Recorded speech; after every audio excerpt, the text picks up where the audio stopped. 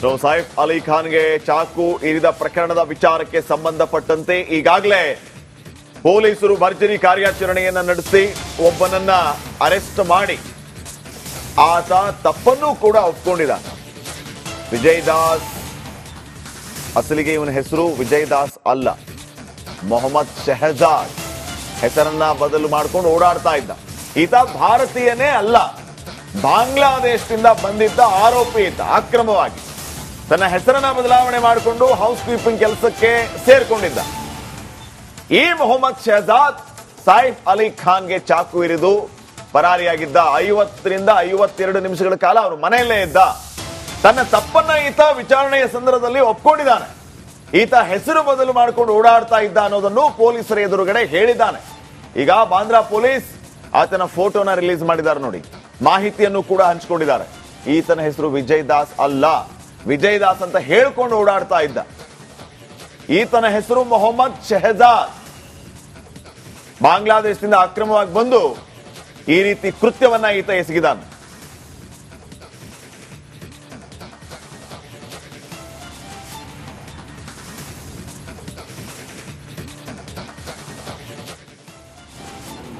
आरोपीचं नाव मोहम्मद शरीफुल इस्लाम शहजाद आहे.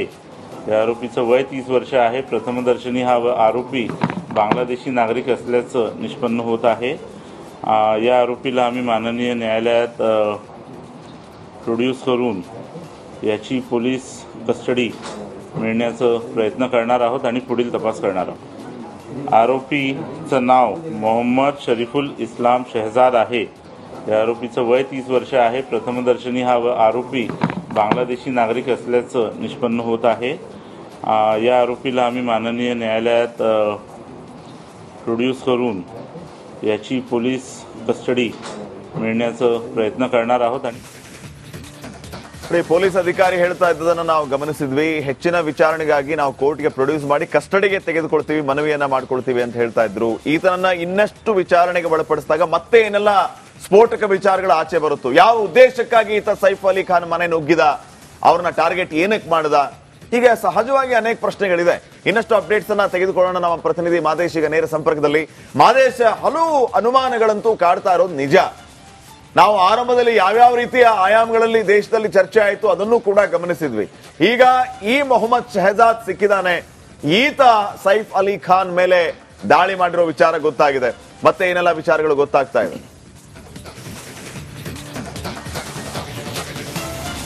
ಶಿಫಾಲ್, ಖಂಡಿತವಾಗ್ಲೂ ಕೂಡ ಆರೋಪಿಯನ್ನ ಯಾವಾಗ ಮುಂಬೈ ಪೊಲೀಸರು ಅರೆಸ್ಟ್ ಮಾಡ್ತಾರೆ ಆಗಲೇ ಅವರಿಗೆ ಒಂದಷ್ಟು ಸಸ್ಪೆಕ್ಟ್ಗಳು ಕೂಡ ಮೂಡುತ್ತೆ.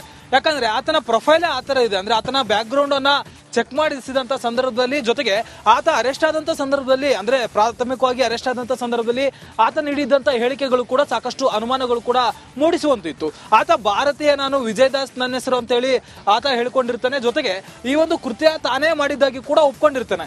ಆತ ಒಪ್ಕೊಂಡಿರೋದು ಒಂದ್ ಕಡೆ ಆದ್ರೂ ಕೂಡ ಪೊಲೀಸರು ಈ ಒಂದು ಆತನ ಹೇಳಿಕೆ ಆಗಿರ್ಬೋದು, ಆತನ ಹೆಸರಾಗಿರ್ಬೋದು, ಆತನ ಪ್ರೊಫೈಲ್ ಎಷ್ಟರ ಮಟ್ಟಿಗೆ ಅದು ಸತ್ಯ ಅನ್ನುವಂಥದ್ದನ್ನ ತನಿಖೆ ಮಾಡಿದಂತ ಸಂದರ್ಭದಲ್ಲಿ ಈ ಆರೋಪಿ ಹೆಸರೇ ಬೇರೆ ಇದೆ ಅನ್ನುವಂಥದ್ದು ಗೊತ್ತಾಗುತ್ತೆ. ಅಂದ್ರೆ ಈತ ಬೇರೆ ಬೇರೆ ಹೆಸರುಗಳನ್ನ ಹೇಳ್ಕೊಂಡು ಆ ಒಂದು ಮುಂಬೈ ನಗರದಲ್ಲಿ ವಾಸ ಮಾಡ್ತಿದ್ದ. ಸುಮಾರು 4 ತಿಂಗಳ ಮುಂಚೆ ಆತ ಬಾಂಗ್ಲಾದೇಶದಿಂದ ಬೆಂಗಳೂರಿಗೆ ಬಂದಿದ್ದ. ಆತನ ಹೆಸರು ಮೊಹಮ್ಮದ್ ಶೆಹಜಾದ್ ಅನ್ನುವಂಥದ್ದು ಗೊತ್ತಾಗಿತ್ತು. ಹಾಗಾದ್ರೆ ಈತ ಬೇರೆ ಹೆಸರನ್ನ ದಯವಿಟ್ಟು ಸಂಪರ್ಕದಲ್ಲಿರಿ ಮಾದೇಶ್. ಬ್ರೇಕಿಂಗ್ ಅಪ್ಡೇಟ್ ಬರ್ತಾ ಇದೆ ಈ ವಿಚಾರಕ್ಕೆ ಸಂಬಂಧಪಟ್ಟಂತೆ. ಕೆಲವೇ ಕ್ಷಣಗಳಲ್ಲಿ ಆರೋಪಿಯನ್ನ ಜಡ್ಜ್ ಮುಂದೆ ಹಾಜರುಪಡಿಸಲಾಗುತ್ತೆ. ಮೊಹಮ್ಮದ್ ಶೆಹಜಾದ್, ಸೈಫ್ ಅಲಿ ಖಾನ್ ಮನೆಯಲ್ಲಿ ದಾಳಿ ಮಾಡಿದಂತಹ ಆರೋಪಿ ಮೊಹಮ್ಮದ್ ಶೆಹಜಾದ್ ನನ್ನ ಇವತ್ತು ಭಾನುವಾರ ಆಗಿರೋದ್ರಿಂದ ಜಡ್ಜ್ ಮನೆಗೆ ಕರ್ಕೊಂಡು ಹೋಗ್ತಾರೆ. ಕೋರ್ಟ್ ರಜೆ ಇರುತ್ತೆ, ಹಾಗಾಗಿ ಜಡ್ಜ್ ಮನೆಗೆ ಕರ್ಕೊಂಡು ಹೋಗ್ತಾರೆ. ಕೆಲವೇ ಕ್ಷಣಗಳಲ್ಲಿ ಆರೋಪಿಯನ್ನ ಜಡ್ಜ್ ಮುಂದೆ ಹಾಜರುಪಡಿಸಲಾಗುತ್ತೆ. ರೈಟ್, ಜಡ್ಜ್ ಮುಂದೆ ಹಾಜರುಪಡಿಸ್ತಾರೆ ಅಂತ ಮಾದೇಶ್, ಏನಿದೆ ಅಪ್ಡೇಟ್? ಈಗ ನೆಕ್ಸ್ಟ್ ಏನ್ ಲೀಗಲ್ ಪ್ರೊಸೀಜರ್ ಇರುತ್ತೆ? ಜಡ್ಜ್ ಮುಂದೆ ಹಾಜರುಪಡಿಸಿ ಕಸ್ಟಡಿ ಕೇಳ್ತಾರ, ಏನೆಲ್ಲ ಆಗತ್ತೆ? ಒಂದು. ಎರಡನೇದು, ಈತನ ಮೋಡಸ್ ಆಪರಾಂಡಿ ಇದೇನಾ? ಅಂದ್ರೆ ಸೆಲೆಬ್ರಿಟಿ ಮನೆನೇ ಟಾರ್ಗೆಟ್ ಮಾಡ್ತಾನ? ಯಾಕೆ ದೊಡ್ಡ ದೊಡ್ಡ ಸೆಲೆಬ್ರಿಟಿ ಮನೆನೇ ಟಾರ್ಗೆಟ್ ಮಾಡ್ತಾನ ಈತ? ಈತನ ಜೊತೆ ಇನ್ನೊಂದು ಟೀಮ್ ಇದೆಯಾ? ಬೇರೆ ಯಾರಾದ್ರೂ ಜನ ಇದ್ದಾರಾ? ಈತನ ಉದ್ದೇಶ ಏನಿದೆ? ಇನ್ನು ಇವ್ರೇನು ಅಂತಾರಾಷ್ಟ್ರೀಯ ಮಟ್ಟದಲ್ಲಿ ಏನಾದ್ರೂ ಕನೆಕ್ಟೆಡ್ ಇದ್ದಾರಾ? ಇವ್ರ ಹಿಂದೆ ಇನ್ಯಾರಾದ್ರೂ ಇದ್ದಾರಾ? So many questions. Madesh.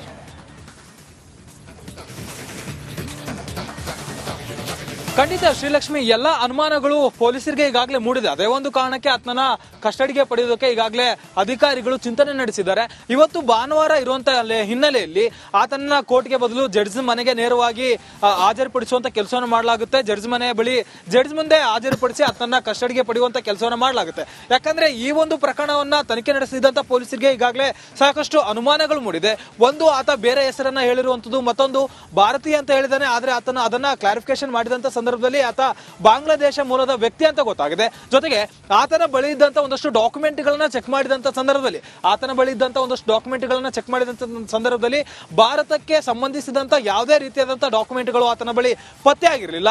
ಒಂದಷ್ಟು ಡಾಕ್ಯುಮೆಂಟ್ ಗಳನ್ನ ಚೆಕ್ ಮಾಡಿದಂತ ಸಂದರ್ಭದಲ್ಲಿ ಬಾಂಗ್ಲಾದೇಶದ ಮೂಲದ ಒಂದಷ್ಟು ವಿಚಾರಗಳು ಕೂಡ ಅಲ್ಲಿ ಪತ್ತೆ ಆಗಿದೆ. ಹೀಗಾಗಿ ಆತನ ಉದ್ದೇಶ ಏನು ಅನ್ನುವಂಥದ್ದು ಇಲ್ಲಿ ಗೊತ್ತಾಗಬೇಕಾಗುತ್ತೆ. ಜೊತೆಗೆ ಈತನ ಹಿಂದೆ ಬೇರೆಯವರು ಇರುವಂತಹ ಅನುಮಾನಗಳು ಈಗಾಗಲೇ ಪೊಲೀಸರಿಗೆ ಮೂಡಿದೆ. ಜೊತೆಗೆ ಈತ ಅಲ್ಲದೆ ಇನ್ನಿಬ್ಬರು ಅನುಮಾನಾಸ್ಪದ ವ್ಯಕ್ತಿಗಳನ್ನ ಈಗಾಗಲೇ ವಶಪಡೆದು ವಿಚಾರಣೆ ಮಾಡುವಂತ ಕೆಲಸವನ್ನು ಮಾಡಲಾಗ್ತಿದೆ. ಛತ್ತೀಸ್ಗಢ ರೈಲ್ವೆ ನಿಲ್ದಾಣದಲ್ಲಿ ಕೂಡ ಓರ್ವನನ್ನ ವಶಪಡೆಯಲಾಗಿತ್ತು. ಈತನಿಂದ ಬೇರೆ ಬೇರೆ ಜನರು ಕೂಡ ಕಾಂಟ್ಯಾಕ್ಟ್ ನಲ್ಲಿ ಇರೋದು. ಜೊತೆಗೆ ಈತ ಒಬ್ಬನೇ ನೇರವಾಗಿ ಸೈಫ್ ಅಲಿ ಖಾನ್ ಅವರ ಮನೆಗೆ ಯಾಕೆ ಎಂಟ್ರಿ ಕೊಟ್ಟಿದ್ದ ಅನ್ನುವಂಥದ್ದು ಸದ್ಯಕ್ಕೆ ತನಿಖೆಯನ್ನು ನಡೆಸುವಂತ ಕೆಲಸವನ್ನು ಮಾಡಲಾಗುತ್ತೆ. ಸದ್ಯಕ್ಕೆ ಆತನ ಜಡ್ಜ್ ಮನೆ ಮುಂದೆ ಪ್ರೊಡ್ಯೂಸ್ ಮಾಡ್ತಾರೆ. ಪ್ರೊಡ್ಯೂಸ್ ಆದ ನಂತರ ಓಕೆ, ಥ್ಯಾಂಕ್ ಯು ಮಾದೇಶ್ ಡೀಟೇಲ್ಸ್ಗಾಗಿ. ಬೀದರ್ ಜಿಲ್ಲೆಯನ್ನೇ ಬೆಚ್ಚಿ ಬೀಳಿಸಿದ್ದಂತಹ ರಾಬರಿ ಏನಿದೆ, ಅದ್ರ ಜೊತೆಗೆ ಕಿಲ್ಲಿಂಗ್ ಕೂಡ ಆಗಿತ್ತು. ಅಲ್ಲಿ ಒಬ್ಬನನ್ನ ಶೂಟ್ ಮಾಡಿ ಆನಂತರ ಹೋಗಿದ್ದಂಥದ್ದು. ಆ ರಾಬರಿಯಲ್ಲಿ ಬಲಿಯಾಗಿರೋದು ಒಬ್ಬ. ಈಗ ಇನ್ನೊಬ್ಬ ಪಾಪ ಜೀವನ್ಮರಣ ಹೋರಾಟ ನಡೆಸ್ತಾ ಇದ್ದಾರೆ. ಆದ್ರೆ ಸಚಿವರು ಅಲ್ಲಿಗೆ ಭೇಟಿ ಕೊಟ್ಟಂತ ಸಚಿವರು ಏನ್ ಹೇಳಿದ್ರು, ಗಾಯಾಳು ಇನ್ನೂ ಜೀವಂತವಾಗಿದ್ದಾಗಲೇ ಅವ್ರು ಮೃತಪಟ್ಟಿದ್ದಾರೆ ಅಂತ ಹೇಳ್ಬಿಟ್ರು ರಹೀಂ ಖಾನ್ ಅವರು. ಇಂಥ ಸಚಿವರುಗಳಿಂದ ಏನನ್ನ ನಿರೀಕ್ಷೆ ಮಾಡಕ್ಕೆ ಸಾಧ್ಯ ಅಂತ ಜನ ಪ್ರಶ್ನೆ ಕೇಳ್ತಾ ಇದ್ದಾರೆ. ಸಾವು ಬದುಕಿನ ಮಧ್ಯೆ ಹೋರಾಟ ನಡೆಸ್ತಾ ಇರುವಂತಹ ಸಿಬ್ಬಂದಿ ಶಿವ ಅನ್ನುವಂತಹ ಸಿಬ್ಬಂದಿ, ಅವ್ರನ್ನ ಸೇರಿಸ್ಕೊಂಡು ಇಬ್ರು ಸಾವು ಅಂತ ಹೇಳಿಕೆಯನ್ನ ಕೊಟ್ಬಿಟ್ರು. ಅಲ್ಲಿ ಸಾವನ್ನಪ್ಪಿದ್ದು ಕೇವಲ ಒಬ್ಬ ಸಿಬ್ಬಂದಿ ಮಾತ್ರ, ಡೈರೆಕ್ಟ್ ಆಗಿ ಶೂಟ್ ಮಾಡಿದಾಗ. SBI ಎಂಪ್ಲಾಯಿಗೆ ಇಬ್ಬರಿಗೂ ಡೆತ್ ಆಗಿದೆ. ಮತ್ತೆ ಇದು ಬೀದರ್ನಲ್ಲಿ ನನ್ನ ಪ್ರಕಾರ ಈ ತರ ಮೊದಲನೇ ಕೇಸು.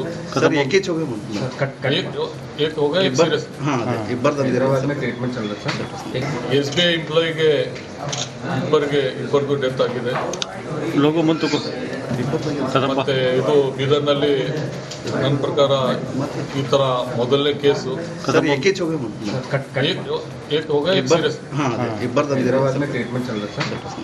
SBI ಎಂಪ್ಲಾಯಿಗೆ ನೋಡಿ ಎಂತ ದುರಂತ ಅಂತಂದ್ರೆ, ಇಂಥ ಸಚಿವರು ಇದ್ದಿದ್ದಕ್ಕೇನೆ ಬಹುಶಃ ಕಳ್ಳರು ರಾಜಾರೋಷವಾಗಿ ದರೋಡೆ ಮಾಡ್ತಾ ಇದ್ದಾರೆ, ಹಾಡ್ ಹಗಲೇ ಶೂಟ್ ಮಾಡ್ತಾ ಇದ್ದಾರೆ. ಇನ್ನು ರಹೀಂ ಖಾನ್ ಫೋನ್ ಮಾಡೇ ಹೋಗ್ತಾರೆ ಏನೋ, ಕಳ್ಳತನ ಮಾಡೋದಕ್ಕೆ ಹೋಗ್ತಾ ಇದೀವಿ ಅಂತ. ಅಲ್ಲಿ ಗಾಯಗೊಂಡವ್ರು ಯಾರು, ತೀರ್ ಹೋದವ್ರು ಯಾರು, ಒಂದು ಕನಿಷ್ಠ ಜ್ಞಾನ ಬೇಡವಾ? ಇವ್ರನ್ನ ಯಾರು ಆಯ್ಕೆ ಮಾಡ್ತಾರೆ?